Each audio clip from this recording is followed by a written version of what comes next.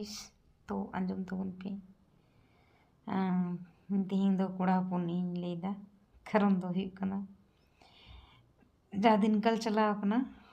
कोड़ा हपन मिटे बारिया बारिया बा पिया बहुत किछु तेको चलाक कना तो सीरियसली भाबी लेदा तो जहां कोड़ा साब काग में बाबा होड़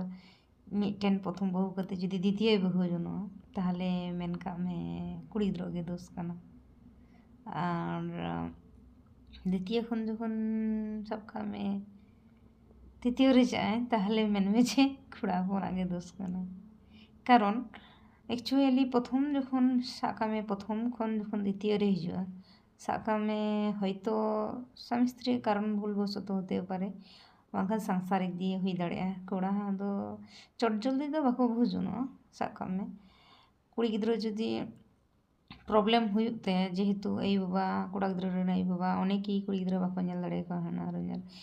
अनेकी क्षेत्रे हुयुग गिया हाना रोजार को कष्ट को एमा कोआ आबार अनेक समय हुयुग गिया बहुड़िया क्षेत्रे हो अनेक समय हाना रोजार बाको नेल दाड़े को इंका गे हुयुग गिया तो যাই হোক তো নিঙ্কাগে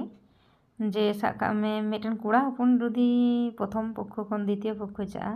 मेन काग में जे प्रथम पक्ष ठेन मन उठाव कान तेगे द्वितीय पक्ष ठे चलाव कना और जुदी द्वितीय पक्ष खन और जुदी तृतीय रे चला ताहले साब काग में कोड़ा गिद्रा गे बाय भागी गिया कथा तो निये गे टाटा हाय गाइस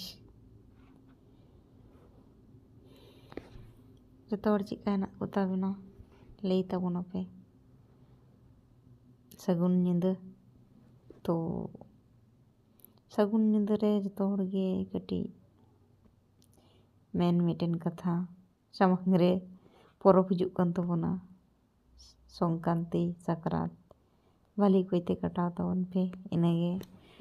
तो राबांग हो कटी भाली गे पड़ाव कना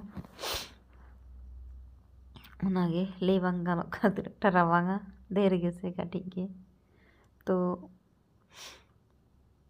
नों चैनल को कटी ग्रो बांग हुयुग कना तो टाइम हो बांग नामोग कना ठीक ठाक तो इना खातिर ते तो मेन जतो को कटी नेल ताबोन पे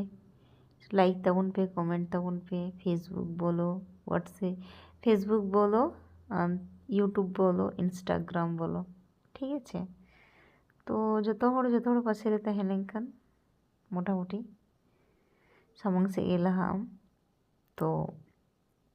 ᱤᱧ ᱪᱟᱹᱭᱟ ᱡᱚᱛᱚ ᱦᱚᱲ ᱯᱮ ᱥᱟᱯᱳᱨᱴ ᱤᱧᱟ